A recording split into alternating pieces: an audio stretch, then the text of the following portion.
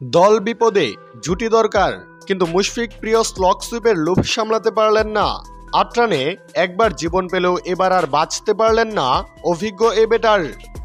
Slog সুইপে ৩৫ run করে catch out হয়ে ফিরে যান অভিজ্ঞ মুশফিকুর রহিম। গলে ২ ইনিংসে ব্যর্থ ছিলেন এনামুল হক বিজয়ী, তবু এই ওপেনারকে কলম্বোতে সুযোগ দিয়েছেন টিম ম্যানেজমেন্ট। তবে এবারও ব্যর্থতার বৃত্ত ভাঙতে পারলেন না তিনি।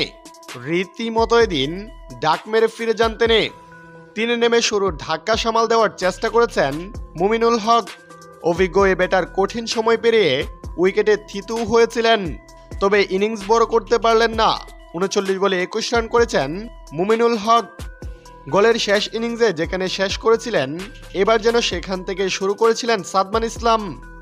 দারুণ ব্যাটিংয়ে 50-র পথে ছিলেন তিনি, তবে ফিরেছেন 50 না পাওয়ার হতাশ সঙ্গী করে। ৯৩ বলে ৪৬ রান করেছেন এ ওপেনার। সাদমান ফেরার পর বাড়তি দায়িত্ব ছিল শান্তর কাঁধে, কিন্তু অধিনায়ক উল্টো নিজের উইকেট দিয়ে দলের উপর চাপ বাড়ান। উইকেটের পেছনে ধরা পড়ার আগে ৩১ বলে ৮ রান করেছেন তিনি। ৭৬ রানে ৪ উইকেট হারিয়ে বাংলাদেশ যখন ধুঁকছে, তখন দায়িত্বশীল ব্যাটিংয়ে দলকে টেনে তোলার চেষ্টা করেন লিটন ও মুশফিকুর রহিম। উইকেটে থিতু হওয়ার পর গিয়ার পরিবর্তন করেন লিটন। খোলস টেরে বেরিয়ে এসে কিছুটা আক্রমণাত্মক ব্যাটিং করেছেন, আর তাতেই হিতে বিপরীত হল। সোনাল ধিনুসার করা অফ স্ট্যাম্পের বাইরের বল টার্ন করে ভেতরে ঢোকার সময় লেট কাট করতে যান লিটন। তাতে ব্যাটের কানায় লেগে বল চলে যায় উইকেট কিপারের গ্লাভসে। তাতে ৩৪ রান করে ফিরে যান লিটন কুমার দাসও।